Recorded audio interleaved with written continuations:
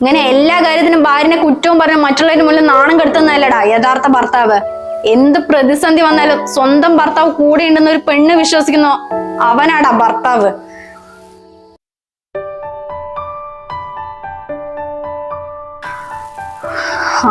നീ ഇവിടെ വന്നിരിക്കുക. അമ്മാവനിപ്പോ വിളിച്ചിട്ടുണ്ടായിരുന്നു. നിന്നോട് പറഞ്ഞ കാര്യം എന്തായിന്നാ ചോദിച്ചത്. അമ്മയോട് ഞാൻ പറഞ്ഞതല്ലേ, പിന്നെ എന്തിനാ നിർബന്ധിക്കുന്നത്? പറഞ്ഞാ മനസ്സിലാവില്ലേ? ഇപ്പഴും നീ ആ കുട്ടീനെ വിചാരിച്ചിരിക്ക. നീ പറഞ്ഞിട്ടല്ലേ അച്ഛൻ ഇല്ലാത്ത ലീവ് എടുത്ത് നാട്ടിൽ വന്ന് നമ്മൾ 3 ആളും കൂടി ആ പെൺകുട്ടിന്റെ വീട്ടിൽ പോയത്. എന്നിട്ട് അവളുടെ വീട്ടുകാർ നമ്മളോട് പെരുമാറിയത് എങ്ങനെയാ? അവന്റെ സമ്മതം ഇല്ലാണ്ട് അവൾ എന്തായാലും ഇറങ്ങി വരില്ല എന്നും പറഞ്ഞതാ. പിന്നെ നീ എന്ത് കാത്തിരിക്കുക? മോനെ, ഇപ്പൊ തന്നെ 10-32 വയസ്സ് കഴിഞ്ഞില്ലടാ. ഇനിയും വൈകിച്ച ശരിയാവില്ല. അമ്മാവൻ ആ കുട്ടിന്റെ ഫോട്ടോ വാട്സപ്പിൽ അയച്ചിട്ടുണ്ട് അത്രേ. നീ എന്തായാലും ഒന്ന് നോക്കിട്ട് പറ.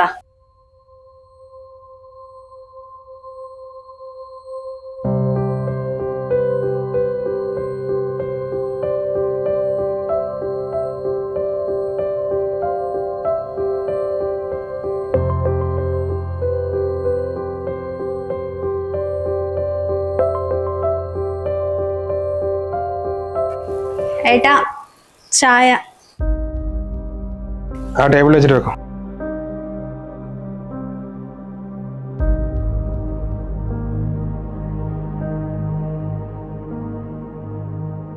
പിന്നെ ഏട്ടാ, കല്യാണം കഴിഞ്ഞിട്ട് 2 ദിവസമായിട്ട് നമ്മൾ എങ്ങോട്ടും പോയില്ലല്ലോ. അപ്പൊ അമ്മ രാവിലെ എണിച്ച് അമ്പലത്തിൽ പോകുന്നു പറഞ്ഞിട്ടുണ്ടായിരുന്നു. ഏട്ടൻ കുളിക്കുകയാണെങ്കിൽ നമുക്കിപ്പോ പോയാലോ? എനിക്ക് ഓഫീസിൽ നേരത്തെ പോകാണ്ട്. നിനക്ക് അമ്പലത്തിൽ പോകണമെങ്കിൽ അമ്മനെയും കൂട്ടി പോയിക്കോ.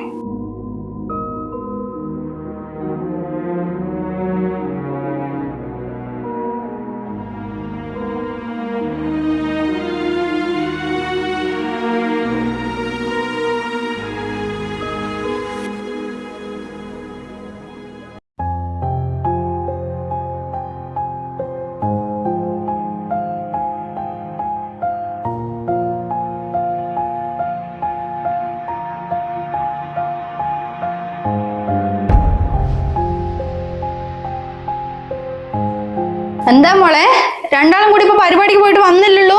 നീ എന്തിനാ കരഞ്ഞുകൊണ്ടിരിക്കുന്നത്? എന്താ പറ്റിയത്? അമ്മയോട് ആദ്യമേ പറഞ്ഞല്ലേ ഞാൻ ഒറ്റയ്ക്കാ പോകുന്നത്. അമ്മയുടെ ഒറ്റ നിർബന്ധം കൊണ്ടല്ലേ എവിടെയും കൂട്ടി പോയത്. അതെന്താടാ, നിന്റെ കമ്പനിയിലെ പരിപാടിക്ക് എല്ലാരും ഭാര്യമാരെയും കൂട്ടിയിട്ടല്ലേ വന്നത്? നിനക്ക് മാത്രം എന്താ? എല്ലാരും ഭാര്യമാരെ കൊണ്ടുവരുന്നെങ്കിൽ അതിനനുസരിച്ചുള്ള സ്റ്റാൻഡേർഡ് അവർക്കുണ്ട്. ഇതുപോലെ 5 വയസ്സിക്ക് ബുദ്ധിയില്ലാത്തല്ല. ഒരു ഡ്രിങ്ക്സ് അടിക്കാൻ പറഞ്ഞ ഇവിടെ കാണിച്ച നാടകം ഉണ്ടല്ലോ. നീക്ക് 100 ജനിച്ചത്. എന്താ മോളെ കാര്യം? അമ്മ, ഇതൊന്നും എനിക്ക് ശീലമില്ലാത്തതാ. അതിന്റെ മണം കേട്ടപ്പോ തന്നെ എനിക്ക് ഛർദിക്കാൻ വന്നു. സ്വന്തം ഭാര്യനെ കള്ളു കുടിക്കാൻ നിർബന്ധിക്കുന്നോ? നീ എന്ത് ഭർത്താവാടാ? ഓ, നല്ല ആളോടാ പറഞ്ഞത്. അമ്മ, അതൊക്കെ ഞങ്ങളുടെ ഫീൽഡിൽ പതിവാണ്. എന്റെ ഫ്രണ്ട്സിന്റെ ഭാര്യമാരൊക്കെ ഡ്രിങ്ക്സ് ചെയ്ത് നല്ല ഡാൻസ് ആയിരുന്നല്ലോ. ഇവിടെ ഒരു മോണിക്ക് മാറി നിന്നിട്ട് അമ്മയോട് അപ്പളേ പറഞ്ഞില്ല ഈ ഓണം കാരം മുല്ല പെണ്ണെന്ന് എനിക്ക് വേണ്ടെന്ന്. എല്ലാം നിങ്ങളുടെ ഇഷ്ടമല്ലോ.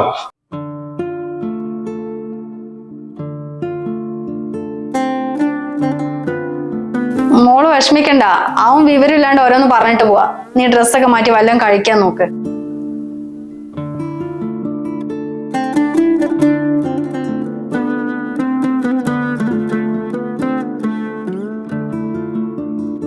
മോളെ നിശ്ചയം വിളിക്കാൻ വേണ്ടി മാത്രം വന്നല്ലേ? നീ വേണം മുന്നിൽ നിന്ന് നടത്തല്ലേ? വേറെ ആരും ഇല്ല എന്ന് അറിയാലോ. പലരും വീട്ടിൽ നിന്ന് ആക്കണോ കോളിൽ നിന്ന് ആക്കണോ ആലോചിക്കാം. നിന്റെ അഭിപ്രായം എന്താ? അതെന്ത് ഇത്ര ആലോചിക്കാനാ?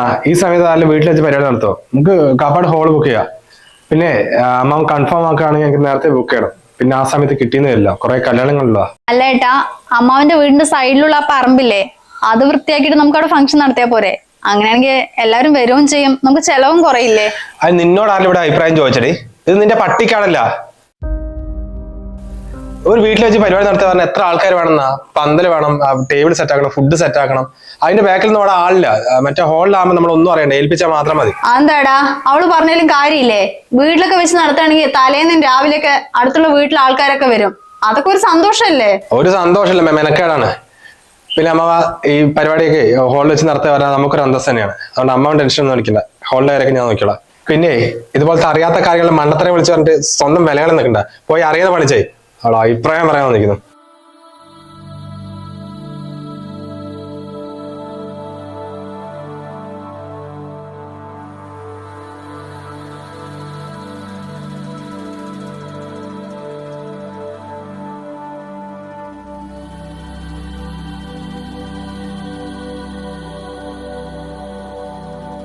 എന്താ മോളെ, എന്താ ഇവിടെ വന്ന് കരഞ്ഞുകൊണ്ടിരിക്കുന്നത്? ഒന്നുമില്ല അമ്മ. വീണ്ടും അവൻ എന്തെങ്കിലും ചീത്ത പറഞ്ഞിട്ടുണ്ടാവില്ലേ? അവൻ എന്തിനാ എപ്പോഴും നിന്നോട് ഇങ്ങനെ ചെയ്യുന്നത്? എനിക്ക് അറിയില്ല അമ്മേ, എല്ലാത്തിനും എന്നെ കുറ്റപ്പെടുത്തിക്കൊണ്ടിരിക്കുക. മറ്റുള്ളവരുടെ മുന്നിൽ വെച്ച് എന്നിങ്ങനെ ഇൻസൾട്ട് ചെയ്യുമ്പോ അതെനിക്ക് സഹിക്കാൻ പറ്റുന്നില്ല. ഓരോ ദിവസം കഴിയുമ്പോഴും മാറുന്നു വിചാരിക്കുക, പക്ഷെ ഏട്ടൻ കൂടി കൂടി വരിക. ഇതിന് മാത്രം എന്ത് തെറ്റാണ് ഞാൻ ചെയ്തത്? അത് നിന്റെ തെറ്റല്ല മോളെ. അവന് ഇഷ്ടമല്ലെന്ന് പറഞ്ഞിട്ട് അവൻ നിർബന്ധിച്ച് കല്യാണം കഴിപ്പിച്ച് ഞാനല്ലേ. അപ്പൊ എന്റെ തെറ്റാ. ആണുങ്ങൾ എന്തെങ്കിലും പറയുമ്പോഴേക്കും നമ്മൾ പെണ്ണുങ്ങൾ എങ്ങനെ കരഞ്ഞുകൊണ്ടിരുന്നാ അവര് നമ്മളെ തലയിൽ കയറുള്ളൂ. അല്ലാണ്ട് നീ എത്ര കരഞ്ഞാലും അവന് ഈ സ്വഭാവം മാറ്റം തോന്നുന്നില്ല. നമ്മളോട് ഒരാൾ എങ്ങനെയാണോ പെരുമാറുന്നത് അതേപോലെ തിരിച്ചു അവരോട് പെരുമാറണം മോളെ. അല്ലാണ്ട് ഇങ്ങനെ കരഞ്ഞിട്ടും സഹതപിച്ചിട്ടൊന്നും ഇക്കാലത്ത് ജീവിക്കാൻ പറ്റില്ല.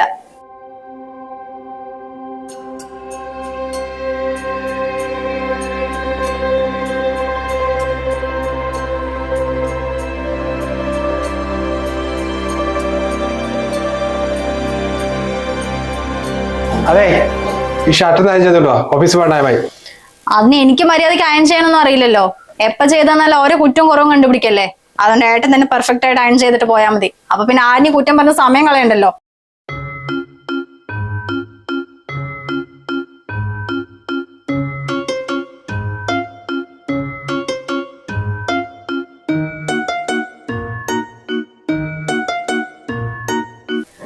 അത് നിനക്ക് അവളോട് നേരിട്ട് ചോദിച്ചാ പോരെ? എനിക്കൊന്നും അവളോട് ചോദിക്കാൻ കഴിയില്ല. അമ്മയെന്ന് പറഞ്ഞേ. അതിപ്പോ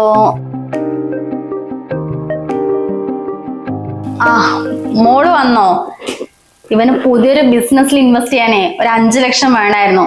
ആ പലിശക്ക് എടുക്കണേക്കാൾ നല്ലത് മോളുടെ സ്വർണം കുറച്ച് ബാങ്കിൽ ലോക്കറിൽ ഇരിപ്പില്ലേ, അപ്പൊ അതെടുത്ത് പണയം വെച്ച് പൈസ കൊടുക്കാന്നാ ഇവനൊരു അഭിപ്രായം മോളോട് ചോദിക്കാൻ പറഞ്ഞു.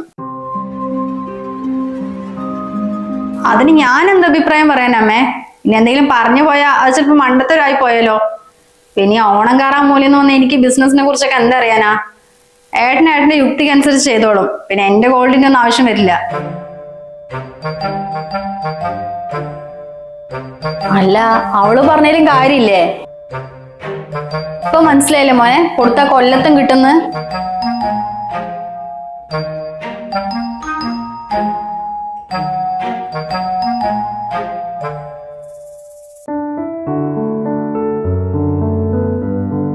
മോനെ, മോനെ. അമ്മാവനാ? എന്താ അമ്മാവ രാവിലെ തന്നെ? മോനെ, നമ്മൾ ദേവിന്റെ വീട്ടിൽ സ്കൂൾ ചേർത്ത് ഇവിടെ ആ ആധാർ കാർഡിലും ആ ജനന സർട്ടിഫിക്കറ്റ് പേരെന്തോ മാറി കൊടുക്കും. അത് എനിക്കതും ചെയ്യാൻ പറ്റുമോ? ഓ, പേരൊക്കെ തെറ്റിയിട്ടെങ്കിൽ ഇനി ഭയങ്കര ബുദ്ധിമുട്ടാണ്. അവരിവിടെയല്ല, ഒരു രാമനാട്ടുകാരല്ലേ. ഇനിയിപ്പോ അവിടുത്തെ പഞ്ചായത്തിലും മുനിസിപ്പാലിറ്റി വില്ലേജിലൊക്കെ കയറി ഇറങ്ങണം. എന്താ ഇപ്പൊ ചെയ്യാ? ഈ പൈസ കാട്ടിൽ ഞാനിപ്പോ അവിടെയൊക്കെ പോണ്ടേ? ഇതൊക്കെ കൊടുക്കുമ്പോ നോക്കണ്ടേ? ഇതിന് ബാക്കിൽ നടക്കാൻ പറഞ്ഞ വലിയ മെനക്കെടാനി. അല്ല മോനെ, വേറെന്തെങ്കിലും വഴിയുണ്ടോ? വേറെന്ത് വഴി? ഇനി അവിടെ പോവാ തന്നെ വേണം. അമ്മാവനാ ഫോൺ തന്നെ. കുഞ്ഞിന്റെ ഡീറ്റെയിൽസോ? ആധാർ.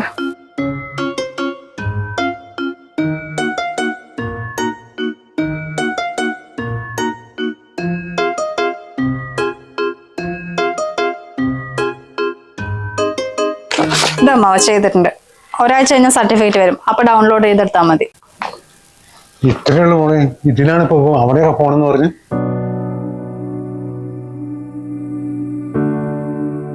അത് ഏട്ടൻ കേട്ട മിസ്റ്റേക്ക് ആയിരിക്കും. അതൊക്കെ ചെയ്യണമെങ്കിൽ ശരിക്കും അങ്ങോട്ട് തന്നെ പോണം. ഇതിപ്പോ ഇനീഷ്യൽ അല്ലേ, ഇത് ഇവിടെ തന്നെ ചെയ്യാമാവാ. എന്തായാലും മോളുള്ളത് നന്നായി. ഇല്ലെങ്കിൽ എന്തും കൊണ്ട് അവിടെ തിരിയുണ്ട്.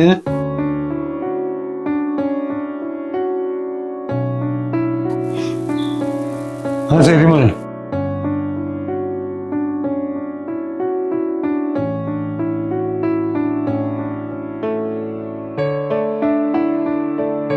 ഇപ്പൊ അവളുടെ സ്ഥാനത്ത് നീ ആയിരുന്നെങ്കിലോടാ, അമ്മാവന്റെ മുന്നിൽ വെച്ച് നീ എന്തൊക്കെ പറഞ്ഞിട്ടുണ്ടാവോളെ? അവൾക്ക് വേണമെങ്കിൽ ഇപ്പൊ നിന്നെ നാണം കെടുത്തായിരുന്നു. ഈ ഒരു ചെറിയ കാര്യത്തിന് വില്ലേജിലും പഞ്ചായത്തിലൊന്നും കയറി ഇറങ്ങണ്ട, ഇത് ഫോണിൽ ചെയ്താൽ മതി, ഏട്ടനതൊന്നും അറിയുന്നില്ല പറഞ്ഞിട്ട്. പക്ഷെ സ്വന്തം ഭർത്താവ് മറ്റുള്ളവരുടെ മുന്നിൽ നാണം കെടും പറഞ്ഞപ്പോ അവള് ചെയ്ത് കണ്ടോടാ. അതാ ഭാര്യ. പക്ഷെ നീ എന്താടാ അവളോട് ചെയ്യണത്? എല്ലാത്തിനും കുറ്റവും കുറവും കണ്ടുപിടിച്ച് എന്തെങ്കിലും ഒരു ചെറിയ മിസ്റ്റേക്ക് വന്നാൽ അവളെ മറ്റുള്ളവരുടെ മുന്നിൽ നാണം കെടുത്ത. ഇങ്ങനെയാണോ ഒരു ഭർത്താവ് ഭാര്യനോട് പെരുമാറേണ്ടത്? ഇതെല്ലാം സഹിച്ച ഒരു പെണ്ണിനും ഭർത്താവിന്റെ വീട്ടിൽ നിൽക്കേണ്ട ആവശ്യമില്ല. ഭാര്യമാര് പറഞ്ഞ നിങ്ങളുടെ അടിമകളാ. എന്നിട്ടും അവൾ ഈ വീട്ടിൽ പിടിച്ചു നിൽക്കുന്നതേ അത് ബന്ധങ്ങളുടെ വില മനസ്സിലാക്കുന്നതുകൊണ്ടാ, നിന്നോട് അത്ര ഇഷ്ടമുള്ളതുകൊണ്ടാ. അത് ഇനിയെങ്കിലും ഒന്ന് മനസ്സിലാക്കടാ.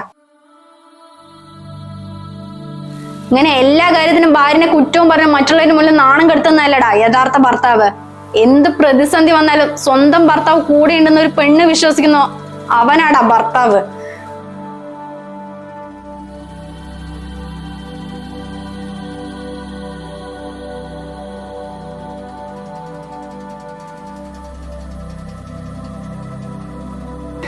ഞാൻ പോട്ടെ.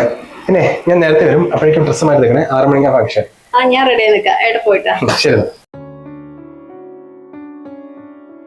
ചെറിയ ചെറിയ കാര്യങ്ങൾക്ക് പോലും ഭാര്യ വഴക്കു പറയുന്ന, ഇതുപോലെ മറ്റുള്ളവരുടെ മുന്നിൽ വെച്ച് അവരെ ഇൻസൾട്ട് ചെയ്യുന്ന ഒരുപാട് ഭർത്താക്കന്മാർ നമുക്ക് ചുറ്റുമുണ്ട്. ആ ഒരു സമയത്ത് അവരനുഭവിക്കുന്ന മാനസികാവസ്ഥ എപ്പോഴെങ്കിലും ചിന്തിച്ചു നോക്കിയിട്ടുണ്ടോ?